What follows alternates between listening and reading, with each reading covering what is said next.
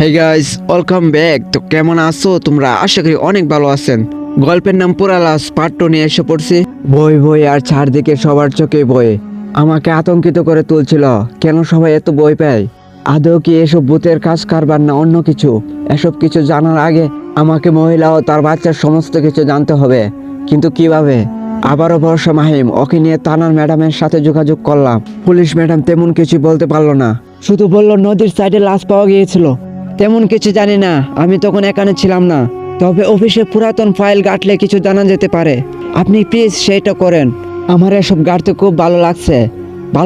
ভালো কথা, কিন্তু খুব সাবধান। ঠিক আছে, যার পিছনে ছুটছি সেই মন্দিরটাই এখনো যাওয়া হয়নি। মাহিমকে সাথে নিয়ে মন্দিরে চলে গেলাম।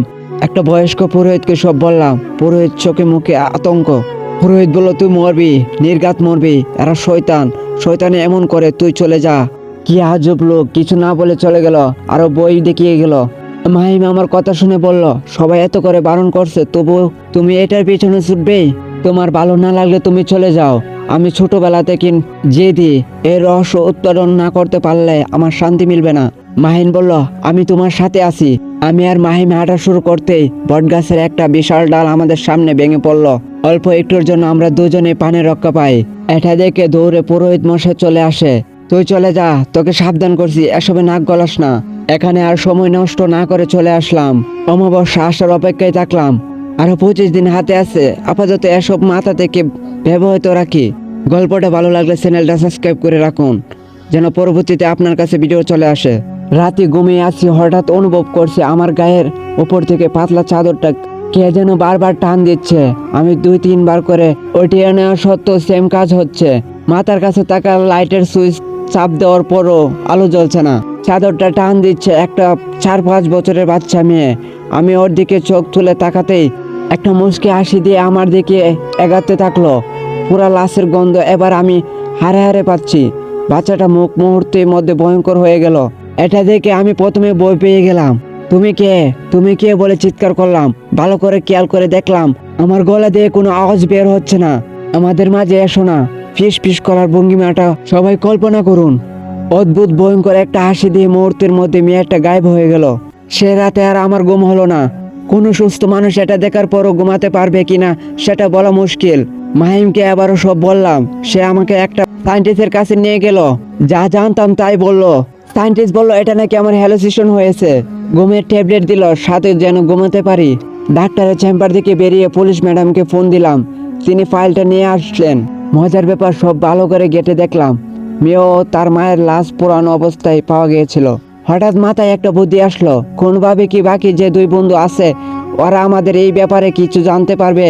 মাহিম বলল, ওরা 2জন যদি নেক্সট টার্গেট না হয়, দেখা গেল তারা কিছুই জানে না।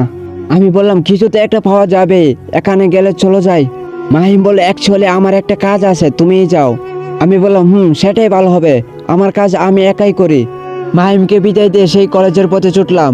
কুষ্টিয়া সরকারি কলেজ স্টুডেন্ট সবাই সেখানকার ডিপার্টমেন্টের খোঁজ নিয়ে সবার নাম্বার জোগাড় করলাম। যে 2টা ছেলে এখানে বেঁচে আছে তাদের নাম্বারে ফোন দিতেই বন্ধ দেখালো। এত কষ্ট করে এত কিছু করছি, আর এখন যদি এভাবে চলে যেতে হয় তাহলে কি কিছু হলো? নিজের মনকে এভাবে বারবার বোঝাতে থাকলাম। একটু বেশি ঘাটাঘাটি করে বাকি 2টা ছেলের নাম্বার পেলাম। কথা বললাম ফোনে। একটা বয়স্ক মহিলা ফোন ধরছে। আমি ঠিকানা সংগ্রহ করে চলে গেলাম। ছেলেটার রুমে ঢুকতেই দেখি অন্ধকারে বিছানা এক কোণে বসে আছে।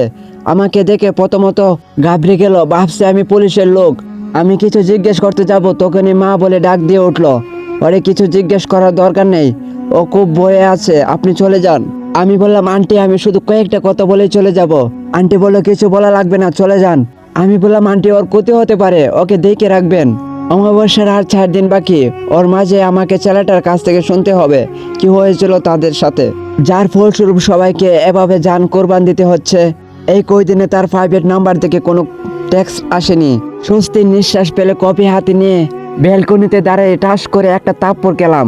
হাতের মশাটা চিটকে পড়ে গেল। থাপ্পড়টা আঘাত এত জোরে লাগলো যে আয়নার সামনে গিয়ে দেখি আমার মুখে 5টা আঙুলের ছাপ স্পষ্ট। এটা কি করে সম্ভব? দোতলার উপরে বাসা, এখানে আমি একা, আর কেউ থাকে না। কেউ আমাকে থাপ্পড় কিভাবে দিবে? দরজা জানালা বন্ধ করে ঘুমিয়ে পড়লাম।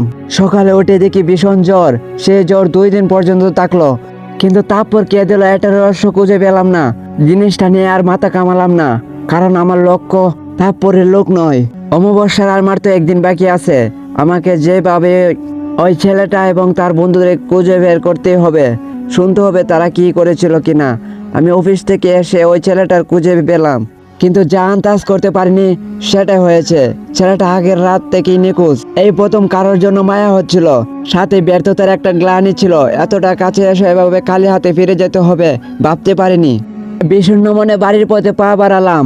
আজ কেমন জানি অনুভব হচ্ছে, চারিদিকে শুনশম পরিবেশ।